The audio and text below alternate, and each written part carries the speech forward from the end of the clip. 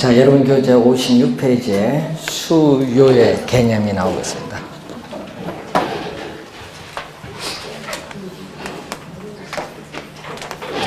이 소비자 입장에서 생각하는 게 수요죠.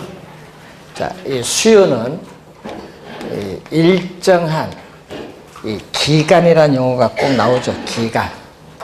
자, 일정한 우리가 일정한 기간 동안에 소비자들이 이 구매력, 물건을 구입을 할 수 있는 능력이죠. 일정한 기간 동안에 소비자들이 이 구매력을 갖추고, 자, 이 재화와 서비스를 상품이라고 하죠. 이 상품을 사고자 하는 욕구를 우리는 수요라고 해요. 수요. 자, 주의를 해야 될 것은 이 수요와 수요의 양의 개념은 다르다. 자, 수요량도 일정한 기간 동안에 소비자들이 구매력을 갖춘데 하나가 더 들어가죠.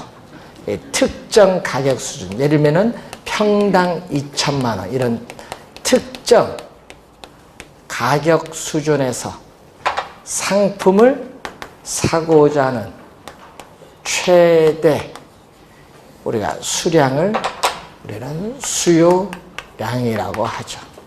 그래서 여러분 21회 시험과 28회 시험에 출제한 지점. 자, 우선 수요의 개념에서 우선 시험에 24회까지 한 6, 7번 냈나요? 엄청 많이 냈어요. 예? 그런데 25회부터는 아직 출제 안 하고 있죠. 과거 24회까지 많이 출제된 게 바로 뭐죠? 요거죠. 일정한 기간 동안에 무슨 개념? 유량 개념. 자, 유량. 플로우죠. 플로우. 자, 여러분, 이 유는 흐를 유자거든요. 물이 흘러간다. 플로우는 물이 흘러가듯이 시간도 흘러가는 개념. 시간이 흘러가는데 한 달이 흘러가면 월, 1년이 흘러가면 연. 이 월, 연 이런 기간으로 표현되는 개념이 무슨 개념? 유량 개념. 그래서 유량 개념은 항상 뭐가 들어간다? 기간이 들어가. 기간. 이 기간이 꼭 들어갑니다. 일정한 기간 동안에, 그래서 기간이 명시가 되어야 측정이 가능한 변수가 유량이다. 그럼 시험 문제는요, 이 사례가 많이 나오는데, 자, 우리 유량에는 어떤 게 있어요? 대표적으로 시험에 많이 나온 사례가 소득이죠. 자, 연간 소득 얼마냐, 월 소득 얼마냐, 이 소득이 대표적이죠. 소득. 그리고 요즘 뉴스에 또 많이 나오는 연간 주택 생산량, 연간 주택 생산량 얼마냐, 그리고 월별 주택 거래량, 분기별 주택 거래량, 연간 주택 거래량, 네? 주택 거래량이라 그랬지. 네? 소득, 주택 생산량, 주택 거래량, 뭐 이런 게 있겠죠. 자, 그 다음에 우린 연간 토지에 대한 뭐가 있어요? 지대 수입, 또 건물에 있어서의 월, 임대료 수입이라든지, 또 회사, 부동산, 우리가 투자회사의 1월 1일부터 12월 31일까지 회계기간을 단기라고 하는데, 이 단기 순이익이 얼마냐, 회사에. 단기 순이익이 얼마냐. 또 어떤 지역에서 다른 지역으로 수출하죠. 수출량, 수입량. 1년 동안 수출량, 수입량이 어느 정도 되느냐. 예? 또 신규. 자, 여러분 주택을 착공해서 일정한 기간, 보통 3년 지나서 일정 기간이 지나야 완공돼서 공급하잖아요. 그러면 신규 주택 공급량도 무슨 개념? 유량 개념. 기간이 들어갑니다. 신규 주택 공급량. 자, 근로자의 월 임금, 연간 임금 얼마냐, 소득 임금 이런 건 다 뭐다? 유량 개념, 유량. 자, 유량에 대해서 우선 저량 개념이 나와요. 저량.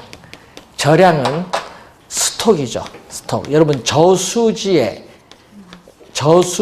고여 있는 물은 흘러가지 않고 멈추어져 있듯이 시간도 멈추어져 있다. 시간 멈추어져 있는 개념을 우리는 시점으로 표현합니다. 일정 시점의 시점. 시간이 멈추어져 있는 개념을 우리는 시점으로 표현한다. 그래서 시점이 명시되어야 측정이 가능한 변수는 저량. 자, 시점이니까 여러분이 우리나라 현재 시점 국가의 재산 국부가 얼마냐? 현재 시점 우리나라의 인구가 얼마냐? 현재 시점 전국의 미분양 주택의 수, 주택 재고량이 어떻게 되느냐? 자, 현재 시점 우리가 주택 보급률, 우리나라의 주택 보급률이 현재 시점 몇 프로냐? 예? 자, 현재 시점이죠, 이런 거는. 자, 현재 시점 토지 가격 얼마냐? 현재 시점 우리나라 가계의 부채, 현재 시점 부채, 뉴스 많이 나오죠? 가계의 부채. 현재 시점 이 삼성전자 회사의 자산 얼마냐? 자산 가치 얼마냐? 현재 시점. 자, 현재 시점 회사 자본 얼마냐? 자본. 현재 시점. 다 시점이에요. 이런 거는. 현재 시점 전국에 풀린 총 돈이 얼마냐? 통화량. 현재 시점 우리나라 외채 얼마냐? 현재 시점 우리나라 외환 보유액 얼마냐? 뭐 이런 전부 시점으로 나오는 건 전부 무슨 개념? 저량. 그래서 여러분 읽을 때 한번 말로 생각해서 시점 들어보고 기간 들어서 말이 어색하면은 틀린 거예요. 네? 그래서 요거 시험에 내면 요거 틀리신 분들이 꽤 많더라고요. 요거 질문하신 분들 경제 요거 기초거든요. 그래서 과거에 많이 냈는데 25회 이후부터는 아직 출제는 하고 있지 않습니다. 그래서 그 내용이 여러분 교재에 거기에 나와 있는 부분이죠. 자, 뭐 여러분 56페이지에 그 박스에 나왔는데 벌써 7번 출제를 했죠. 자, 57페이지에 문제 보시면은 유량 개념과 가장 거리가 먼 것을 묻죠. 자, 주택 재고량이죠. 3번의 주택 재고량은 현재 시점, 주택 재고량은 시점에 있어서 저량 개념. 3번 정답입니다.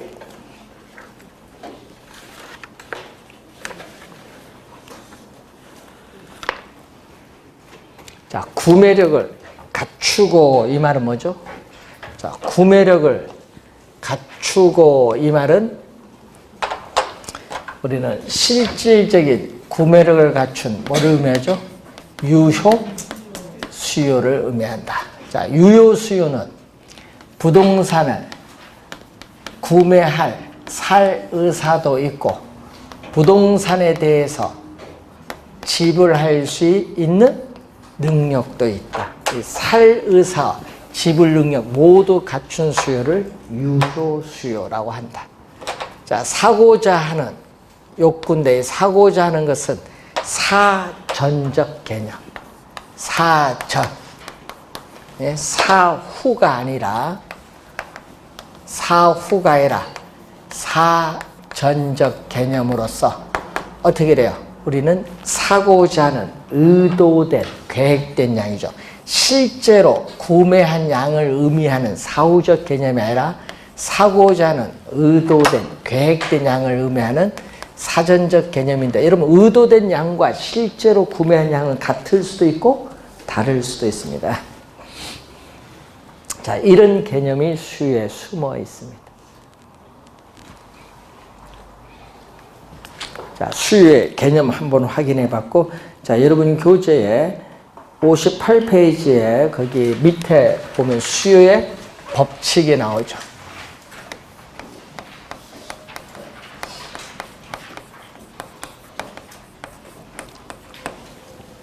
자, 수요의 법칙이 이제 우리가 나오는 그러한 개념이 되겠습니다.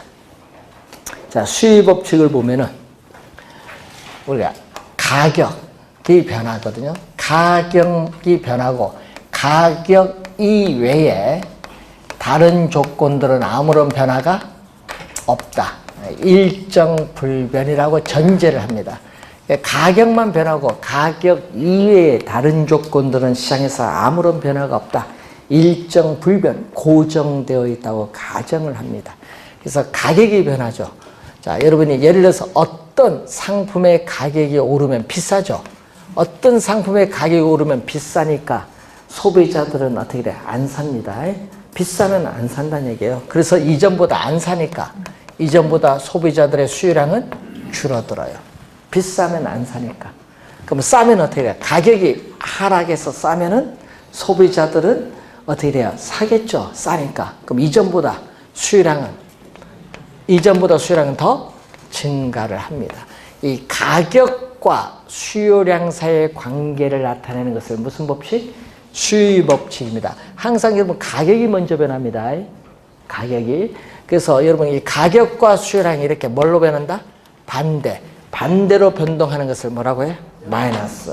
여러분 화살표 변동 방향이 반대로 변동할 때 경제이론에서 마이너스 음의 관계 또는 역관계 또는 뭐라고 하죠? 반비례 관계죠. 음의 관계, 역관계 또는 반비례 관계. 요것은 모르면 안 돼요. 수의 법칙은요, 여러분이 나중에 반드시 알고 있어야 돼요. 자, 이 수의 법칙을 직교 평면 좌표상에 그래프로 나타낸 것을 뭐라고 하죠? 수요 곡선. 이렇게 직교 평면 좌표상에 나타나는데 이 Y축을 우리는 가격. 자, 커피 가격이고, 자, X축은 뭐다? 수요량. QD로 표현합니다. 자, 커피 한 잔의 가격이 10,000원일 때는 소비자는 비싸니까 나는 한 잔만 이렇게 10,000원일 때 한 잔 마신다. 그러죠? 되겠죠? 이 점을 A점. 그런데 나는 커피 가격이 5,000원일 때는 얼마? 나는 석 잔을 마시겠다. 이 점 B. 근데 커피 가격이 1,000원일 때는 나는 얼마? 6잔을 마시겠다. 이 점 C. 이런 식으로. 이렇게 커피 가격 여러 개 나오죠?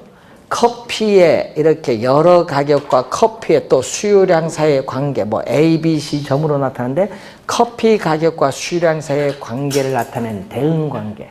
이 대응 관계를 우리는 뭐라고 한다? 수요.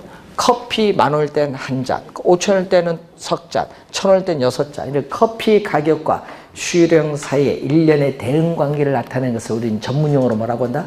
수요야. 그게 수요입니다. 예, 수요고. 그런데 나는 5,000원. 아까 특정 가격 수준. 자, 5,000원에서 나는 최대 몇 잔 마시고 잔다? 석 잔. 최대. 이게 수요량이에요. 수요와 수요량 개념 달라요. 그래프상에 보면 명쾌하게 나타납니다. 자, 이 커피와 가격과 수요량 사이의 이런 관계를 나타내는 이 점들을 이렇게 연결한 이 곡선을 우리는 D로 표현하는데 수요 곡선, D로 표현해요. 그래서 수요 곡선은 오른쪽으로 갈수록 점점 밑을 향하는 곡선. 그래서 수요 곡선은 오른쪽, 아래 하자죠. 오른쪽 밑을 향할 향, 오른쪽 밑을 향하는 곡선. 수요 곡선은 일반적으로 우하향한다. 자, 여러분 경제 이론에서 우리 그래프로 출제를 하면 좋은데 출제 이게 잘 안 해요. 왜 안 하는 줄 아세요? 간격 때문에. 여러분 우리 1차 시험은요, 이제 그 장수가 있거든요. 그래서 그림 들어가면 장수가 넓어져서 안 돼요. 그래서 제일 될 수 있는 대로 그림은 출제를 안 해요. 예? 이유가 있습니다. 말로 출제하니까 이게 어려워지는 거예요. 말로 출제하니까 그래프를 여러분 머릿속에 염두에 두면서 그 말이 OX를 잘 찾아야 돼요.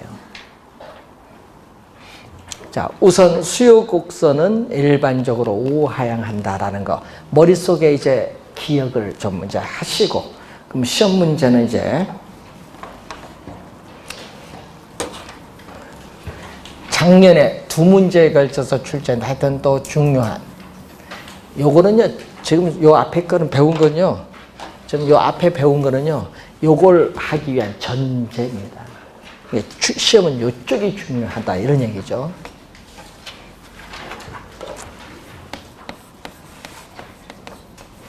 자, 네 번째 이제 출제되는 부분. 자, 수요량의 변화. 수요량의 변화, 수요의 변화. 자, 우선 요걸 출제합니다. 59페이지에 밑에 우리가 나와 있습니다.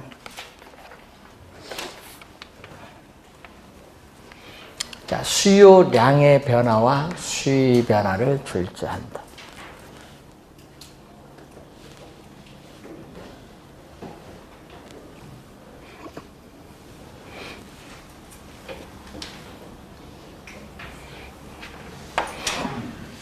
자, 수요량의 변화는 이 가격이 변합니다. 이게.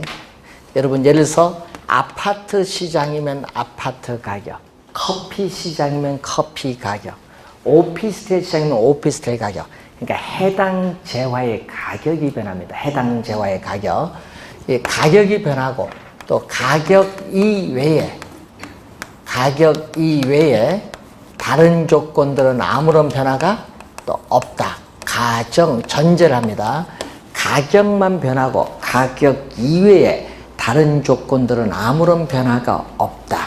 단지 가격만 변해요. 자, 해당 재화의 가격이 변하는 거죠. 자, 가격이 변하면은 우리는 동일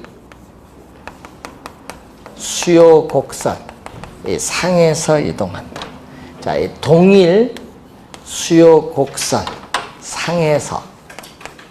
상에서 우리는 점이 이동을 가져온다. 그래서 항상 가격이 변하면요, 시험 지문에 요게 뜨거든요. 작년 시험에도 요게 떴거든요. 상이란 게. 상이 나오면 무슨 변화? 수요량의 변화. 그래서 항상 시험에 수요량의 변화하면 빨리 지문상에 상이 있는 점 요거부터 확인. 자, 요거 볼까요? 커피 시장에서. 자, 커피 시장에서 커피 가격이 10,000원에서 5,000원 하락했더니 한 잔에서 몇 잔? 석 잔으로 2잔 더 늘었는데, 그럼 이 A점이 커피 가격이 하락하면 A점이 이렇게 동일한 수요 곡선을 따라서 뭐 점으로? B점으로 이동하죠. 동일한 수요 곡선 상에서 점이 이동을 하고 있어요. 이걸 무슨 변화? 수요량의 변화. 수요량의 변화. 근데 수의 변화는 가격은 불변. 수의 변화는 가격은 불변. 아무런 변화가 없다. 예? 가격은 아무런 변화가 없어요. 그런데 문제는 가격은 변화가 없는데 가격 이외의 요인. 자, 가격은 변화가 없는데 가격 이외의 요인이 변한다. 가격은 변화가 없고 위에 요 일정이죠. 요 일정하다고 가정했던 요인이 변하는 거예요. 그럼 가격은 변화가 없고 가격 이외의 요인이 변하면은 이 수요 곡선 자체가 이동하고 있다. 자, 수요 곡선 자체가 이동하는 것을 우리는 수요의 변화다. 그럼 수요 곡선 자체가 이동하는데, 자, 그림을 이제 보게 되면은, 자,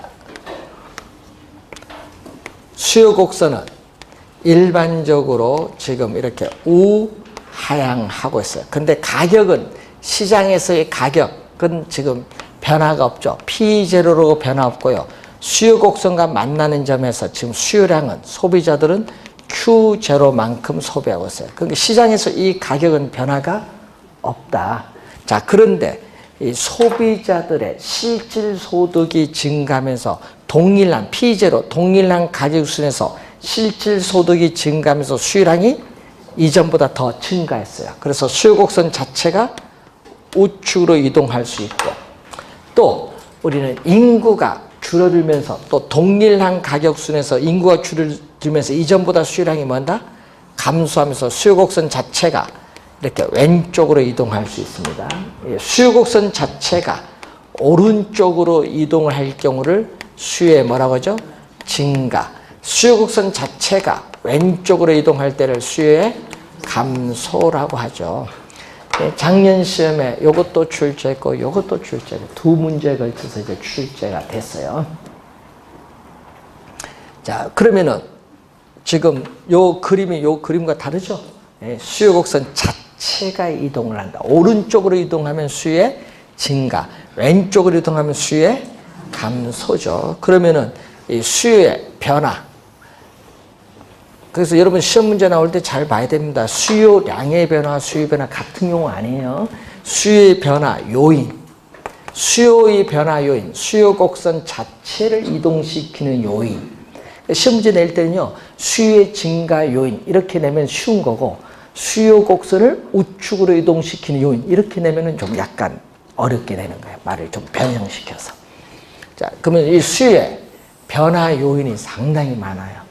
그 중에서 여러분 시험에 우선 많이 출제된 용어죠. 우선 뭐다? 소득. 소득이 증가하면, 자, 소득이 증가하면은 수요량도 증가할 수도 있고 아니면 수요량도 뭐 한다? 감소할 수 있어요. 자, 소득이 증가함에 따라 수요량이 증가하는 상품을 우리 뭐라고 한다? 정상제 또는 우등제라고 해요. 우등제. 자, 근데 오히려 소득이 증가하는데 소비자들의 수요량이 줄어드는 상품이 있어요. 이런 상품을 열등제, 우등생, 열등생 하죠. 우등제, 열등제. 자, 소득이 증가함에 따라 우리는 수요량이 증가하는 상품. 예를 들어서 소고기라면 소득이 증가함에 따라 오히려 줄어드는 것은 돼지고기야. 소고기가 정상제라면 소고기에 대해서 돼지고기는 열등제다 이런 말이에요. 그런데 시험 문제요. 이렇게 내면 또 여러분이 헷갈리시는가 봐. 예? 명목소득이라는 게 있어요. 명목소득. 예? 자, 여러분 통장에 월 예를 드는 거예요. 자, 월 200만 원 들어오고 있어요. 자, 여러분 세후, 자, 통장에 세후 월 200만 원 들어오세요. 이건 여러분 마음대로 쓸 수 있는 돈이에요. 가처분 소득이에요. 마음대로 쓸 수 있는 돈 200만 원 들어오고 있어요. 자, 이 200만 원이 명목소득이에요. 임금, 연간 임금 인상하니까 임금 인상 1년 동안 여기 변화가 없어요. 200만 원 들어온 거, 이게 명목소득이야. 화표로 표시된 뭐다? 명목소득이라고 해.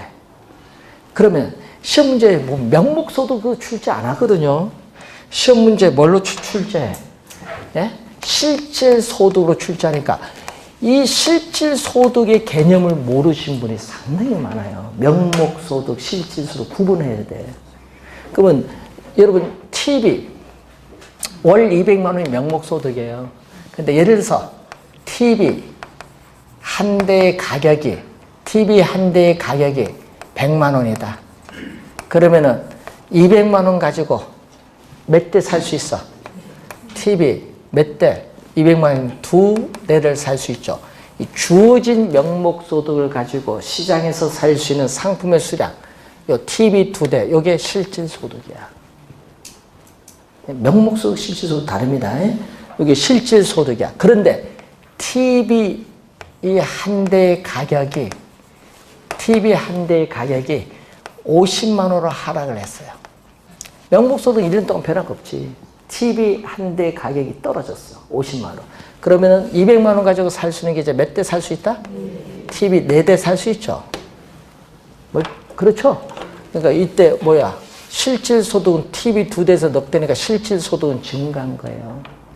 그러니까 이 무슨 얘기냐? 이 상품, 명목소득은 변화가 없지만 상품 가격이 하락하면 실질소득은 뭐 한다? 증가한 거. 되겠죠? 그럼 반대로 TV 한 대 가격이 200만 원이다. 그럼 어떻게 돼? TV 두 대에서 몇 대? 한 들어가죠. 그래서 어때? TV 가격이 오르면 실질소득은 뭐 한다? 감소한 거예요. 명목소득은 변화가 없지만. 이걸 구별 잘 내야 돼. 그럼 시험 문제 이렇게 내거든요. 실질소득이 증가했다. 실질 소득이 증가했던 건 상품이 한 대, 아까 두 개에서 네 개. 수량 증가했다, 안 했다? 증가했지. 그런 걸 못 찾아내요. 시험 문제 내잖아요. 실질 소득이 증가하면 수요가 증가한다, 감소한다? 두 대에서 네 대. 수요가 증가한다. 근데 질문 들어와. 아니, 소득 배울 때 감소한 것도 나오는데 왜 안 되냐? 이게 문제가 여기서 생기는 거야. 명목소득, 실질소득 몰라서 그래. 시험 문제 실질소득 딱 주어졌는데. 그래서 시험 지문 나올 때 확실히 공부해 두셔야 돼. 요게 아닙니다. 지금 문제에서 우리는 실질소득을 주어져요. 딱 주어지면, 조심하라 이겁니다. 시험 문제. 예? 그래서 25회 같은 데 실질소득 이렇게 나오잖아요. 시험 문제. 자, 그래서 주의를 해야 되면 구분 좀 해 두셔야 돼요. 자, 인구. 자, 인구가 또 있죠. 어떤 지역에 인구가 증가하면은 뭐도 증가한다. 당연히 수요도 증가해요. 예? 근데 그래서 여러분 인구가 증가하면 그렇고 인구가 줄어들면 그 지역의 수요도 줄어드는 거예요. 그래서 여러분이 어떤 지역이 발전 성장하는 지역은 그 지역의 인구가 뭐다? 늘어나요. 자, 여러분이 우리 삼성전자가 영통 거기 있죠? 삼성전자 수원에 들어오고 또 거기에 화성 거기에 반도체 들어가는데 그거 개발하는데 20년 걸렸어요. 그러면 여러분 하이닉스가 원산면 가면 거기 신도시 또 들어가야죠. 계속 단계별로 개발하는데 거기도 20년 걸려요. 그럼 인구가 얼마냐? 인구가 약 50만 가까이 되는 인구가 형성이 되는 거예요. 120만 평 개발되면. 계속 유입이 될 수밖에 없어요. 그 지역에 하나의 큰 상권이 형성되는 거예요. 예? 예? 그게 상당히 중요해요. 개발이라는 것이. 인구가 유입되느냐? 어떻게 돼? 지역이 쇠퇴해서 빠져나간다. 그러면 그 지역이 뭐다? 수요는 점점 줄어들지. 인구 중요하고 선호도. 자, 여러분 어떤 지역에 아파트에 대한 선호도가 증가하면은 그 지역의 수요도 뭔다? 증가하죠. 요즘 단독주택이 이번에 뭐가 올랐어요? 보유세가 많이 올랐다 하니까 시장에서 단독주택 사고자 하는 사람이 씨가 없어. 말랐어, 완전히. 아니, 안 살려고 안 해. 세금 많이 내니까. 그러니까 이런 게 중요해. 선호도가 떨어지면은 수요도 뭔다? 감소해. 자, 이 세 가지는 특히 수요의 전형적인 변화 요인이에요. 전형적인. 시험에 또 제일 많이 나오죠. 시험 지문에. 예? 요거하고 실질 소득으로 많이 물어요. 자, 그리고 또 소비자들의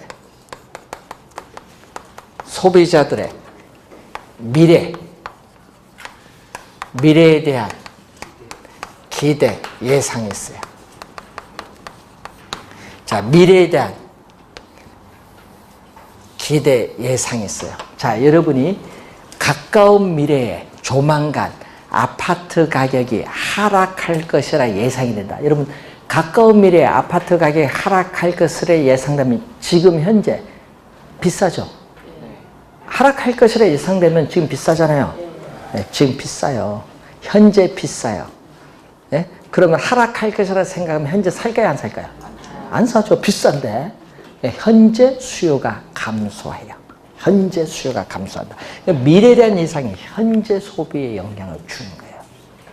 자, 그리고 소비자의 수가 증가하면 소비자 수가 증가해도 수요가 뭐한다? 증가를 하겠지. 자, 우리 부동산은 또 많이 출제되는 게 금리가 많이 나오거든요. 금리. 주택, 담보, 대출 금리인데 이 주택담보대출금리가 오른다. 자, 여러분 3%에서 5%로 오른다. 지금 5% 가까이 근접하고 있는데 오르면 어떻게 돼요? 대출금리가 오르면 소비자는 이전보다 이자를 더 많이 내야 돼요. 이자 부담이 뭐한다? 높아지죠. 이전보다 이자를 더 많이 내야 되니까. 이자 부담이 높아지면은 부동산을 구입을 할 수 있는 능력, 구매력은 또 이전보다 떨어져요. 이자 부담이 많아지면. 그러면은 여러분이 이자를 예를 들어서 여러분이 연간 500만 원 내다가 1000만 원 내라. 그러면은 소득은 한정돼 있는데 그러니까 부담이 높아져요. 구매력은 떨어져서 수요는 뭐한다? 감소를 해요. 그래서 반대로 대출 금리가 떨어지면 이자 부담이 낮아지고 구매력은 높아지고 수요는 증가합니다. 자, 이자도 중요하지만 또 세금도 중요하죠. 세금.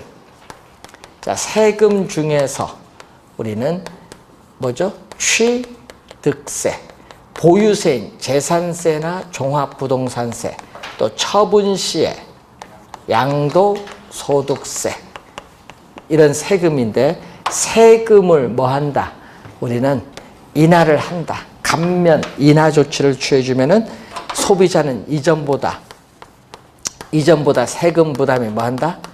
낮아지죠. 세금 부담이 낮아지니까 구매력은 높아지게 된다. 부동산을 구입을 할 수 있는 능력, 구매력은 이전보다 높아지면서 수요도 증가한다. 수요도 증가를 해요. 그런데 지금 우리나라 상황은 뭐죠? 뭐를 해요? 양도소득세, 보유세, 세금 많이 오르고 있죠. 오르면 세금 부담이 이전보다 더 높아져요.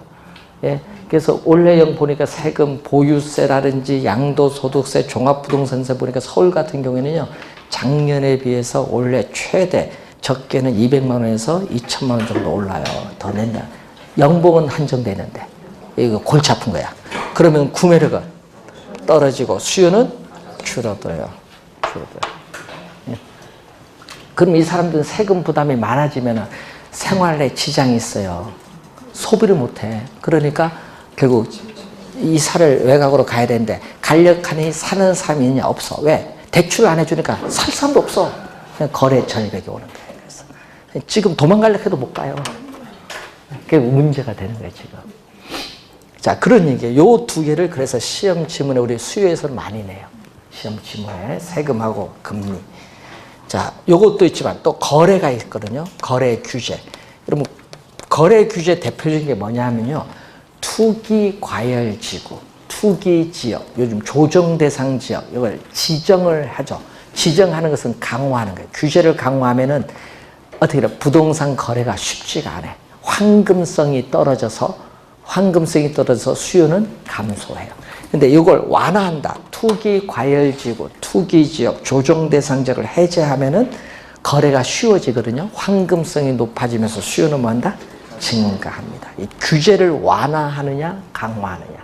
이게 또 상당히 중요한 거죠. 그리고 시험 문제 또 우리 보면은 대체제는 뭐죠? 대체할 수 있는 상품. 상품을 소비함으로써 얻는 만족이 비슷해요. 비슷하면 어느 걸 이용해도 관계없죠? 이런 상품, 대체제. 커피, 홍차, 아파트, 오피스텔, 뭐 이런 관계. 예? 대체제입니다. 근데 보완제는 두 상품을 같이 이용해야 만족이 높아지는 상품. 커피 프리, 이런 거 커피 프리. 빵, 버터, 예? 예? 컴퓨터, 우리가 소프트웨어, 뭐 이런 것은 보완제. 그러면 대체제나 보완제에 있어서의 가격이 변화를 해야 되는데, 시험에 우리는 요걸 출제원들은 제일 좋아합니다. 작년 시험도 대체제에서 정답, 21회도 대체제 정답, 또 26회도 또 출제하고. 하여튼 우리 대체제는 단골. 시험에 많이 나옵니다. 이 대체제. 자, 그럼 한번 봅니다.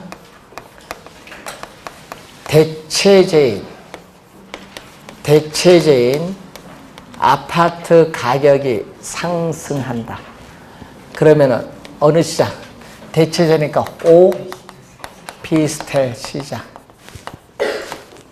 자, 오피스텔 시장에서, 자, 여러분 그림은 이해를 시켜주기 위해서 제가 그려드리는 거고, 여러분 머릿속에서 생각하세요. 그림은. 그런데 어떤 분 질문을 하는데, 이거 뭐 암기비법이냐? 저도 암기 못해요. 무슨 암기비법이 있어? 어떤 분 와서 이런 식으로 암기해요. 본인 알아서 암기하는데, 암기한 건 좋은데요. 문제는 왜 암기를 하냐? 그냥 바로 답이 나오는데. 가격은 변화가 없어요, 항상. 여러분, 가격은, 오피스텔 시장에서 가격은 지금 현재 변화가 없는 상태예요. 단지 뭐만 올랐어요? 아파트 가격. 대체제는 신경 쓰지 말고, 대체제는 신경 쓰지 마세요. 자, 아파트 가격이 오르면 수요법칙에 따라서, 빨리. 아파트 가격이 오르면 수요법칙에 따라서 아파트 수요량은 감소해요. 그런데 문제는 다른 건 변화가 없는 상태에서 아파트 수요량을 줄어들면은 어떻게 돼? 소비자들은 어떻게 돼? 아파트 가격이 올라서 수요량이 줄어들었잖아요. 그럼 오피스텔은 변화가 없는데 아파트 가격이 오른 것만큼 오피스텔은 소비자가 보기엔 싸 보이거든요. 싸니까 아파트 소비를 줄이면서 어디로 가야 돼? 대체 관계는 오피스텔 수요를 더 늘려야지. 예? 그래서 오피스텔 수요 곡선이 우측으로 이동하는 거예요. 예? 아파트 비싸니까 아파트 소비 줄이고 상대적으로 싼 뭐? 오피스텔 수요를 늘리는 거예요. 수요 법칙만 알면 돼요. 예? 또 보완제. 자, 보완제. 커피 가격이 하락을 한다. 자, 보완제인 커피 가격이 하락하면 또 무슨 시장? 프림 시장. 보완제니까. 자, 프림 시장에서 또 프림 가격. 네, 또 가격은 지금 또 변화가 없어요. 프림 시장에서의 가격은 변화가 없고 수요량은 Q제로 소비하고 있는데 또 수요 법칙. 항상 수요 법칙 모르면 안 돼요. 커피 가격이 하락하면 수요 법칙에 따라 커피 수요량은 증가해요. 그럼 같이 넣어 마시는 보완제, 같이 넣어 마시는 프림 수요도 증가해서 수요 곡선이 우측으로 이동. 항상 수요 법칙 알면 끝이야. 뭐가 암기를 해 이런 거. 예? 간단히 수요 법칙만 딱 알면 돼요. 그리고 대체냐 보완 그거 이제 나중에 생각하면 돼요. 예? 그러면 다 풀려요. 그리고 무슨 그죠? 수요는 소비자 입장에서 생각하고요. 대체제 보완제가 공급에서 나왔다 하면은 생산자 입장에서 생각하시면 돼요. 항상 그래서 우선 수요 법칙 정확하게 기억을 해 두셔야 됩니다. 자, 그래서 여러분 마지막 프린트 10번 문제 봅니다.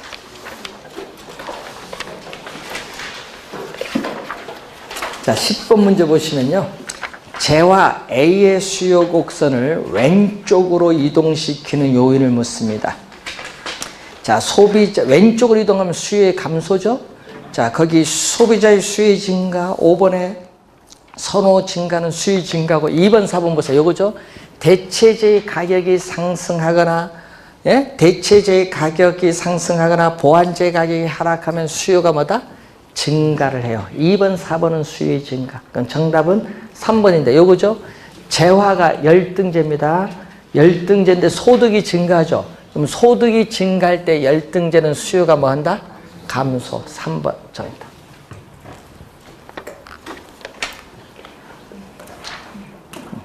쉬운 문제이면서도 어려운 문제입니다. 이런 게.